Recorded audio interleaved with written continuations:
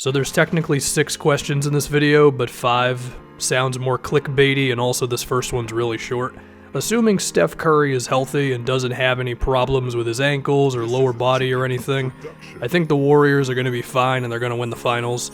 Now if we can get to the first real question of the Western Conference playoffs is James Harden going to hold up? Harden's minutes this season have been pretty damn high, a lot of it out of necessity, because if it wasn't for him, the Rockets would be one of the worst teams in the league with all the struggles that they had earlier in this season. And we have seen James hit a wall with his stamina towards the end of playoff runs before. I mean, I know that Chris Paul was injured at the last few games of that Warriors series. James Harden was still settling for a lot of step-back threes. The last couple games there, his efficiency was pretty bad the last 3 or 4 games of that Warriors series, and I know that this season's been great and there's reason to believe he's a little more in shape, but we still gotta ask if he can just keep doing this. As of right now, I don't think I'm 100% comfortable with believing that James Harden can keep up this insanely high usage, and yeah, I know the Rockets want to scale it back a little bit, and it has to an extent because Chris Paul has been back and he is looking a little bit more like his old self lately. But the effects are still going to be there. I mean, Harden has done a lot of things this season to keep Houston afloat, and he's probably going to have to try to do it at least a couple times in the playoffs because this team is not as good as the one of last year. So that's the question, is in a tough round 2 series, if this team gets to the West Finals, can James Harden just keep on being himself? Is he not going to run out of gas? We're going to have to see. Next up, we have the Denver Nuggets. I don't have any questions about Jokic. I think he's going to be fine in the playoffs.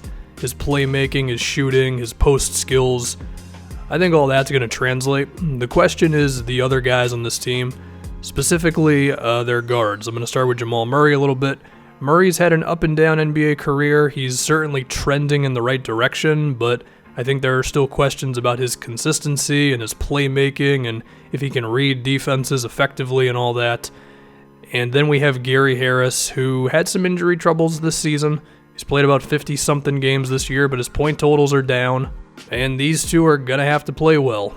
If we started ranking these two in the hierarchy of the NBA, I don't know where they end up, but they're certainly a lot lower than Jokic, and I know this team has a lot of depth, and Marcus Morris is one of my favorite players in the league, and Juan Hernan-Gomez has done a good job as a role player, but these two are going to have to play well, and defenses are going to throw weird things at them, and it's just a matter of seeing if they can do it. This team has been great at home, so they'll always have that fallback option, but they're going to have to deal with adversity.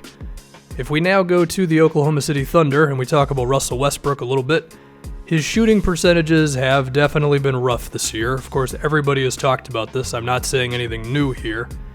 A lot of jump shots and pull-ups and contested threes and maybe a floater that could have been a layup if he held his dribble a little bit longer. I mean, Russ's percentages have been going in the wrong direction since his MVP season, but he has been making shots lately. So maybe he's getting hot at the perfect time for OKC to where he can actually make shots in the playoffs. It is still a fear. If we go to that Utah series a year ago, he had an amazing last 2 games, okay? But for the series overall, the dude missed a lot of shots, and a decent amount of them were in close game situations. So is Westbrook going to be able to scale back with 5 minutes to go in a close game and not hoist up bad shots? Because while he still makes a positive impact, that could still kill them in a tough playoff series. But again, maybe he picked the right time of the season to start making some of these shots. Now, I also want to go to his teammate a little bit, Paul George. He's having an amazing year, and maybe he gets all NBA first team, second team, whatever. It's been pretty bad lately. There's been a shoulder thing, and for the recent stretch of games they've had, he's just not the same player that he's been all this year. And if this is going to be a lingering issue in the playoffs, then these guys are probably going to be out in round 1. Paul George doesn't happen, then these guys would not be where they are right now. So he's got to turn it around.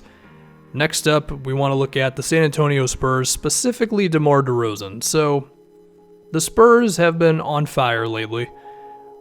One of the best teams in the league, and they're surging into the postseason. Greg Popovich's game plans are going to be great. We know that.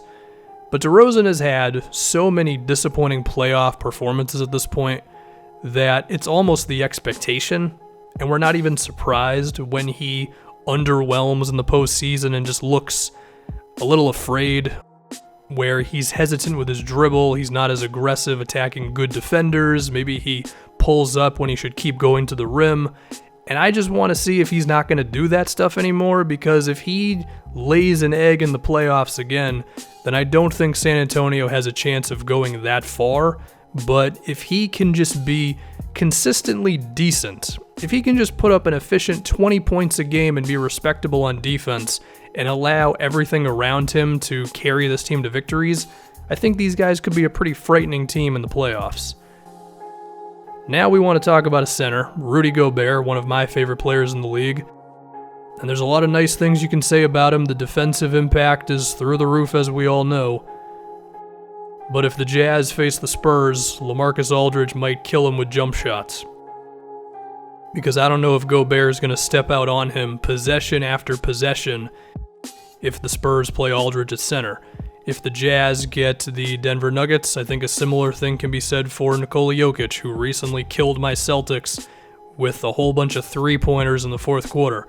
If the Jazz face the Portland Trailblazers, Damian Lillard is one of the best pull-up mid-range shooters in the league, and Gobert backs up on a lot of screens because he doesn't want to step out on perimeter players.